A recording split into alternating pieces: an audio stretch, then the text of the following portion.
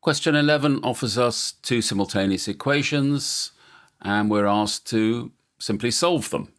So here are those two equations, equation 1 and equation 2.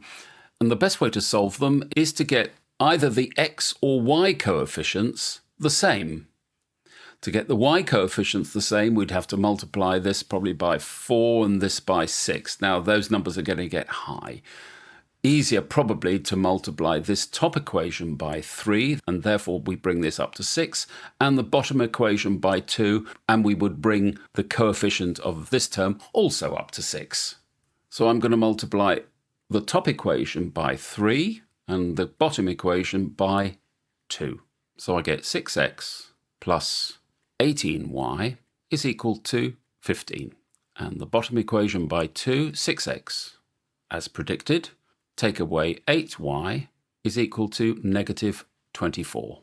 Now, what I like to do in these occasions, rather than all this business of take away from negative numbers and whatever, is I multiply this equation by minus 1. So this becomes negative, this becomes positive, and this becomes positive. The advantage is we can now just add. So this will give us our predicted naught. 8 and 18 is 26y. And these two guys added together, 39.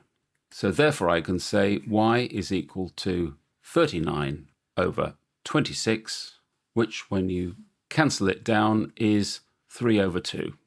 So that's our first answer for y, but we need to plug it back into one of these equations and get a value for x.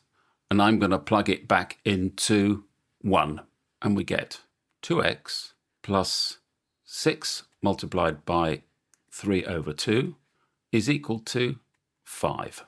And the 2 will go into the 6 3 times. So we get 2x is equal to 5 minus 9, which is negative 4.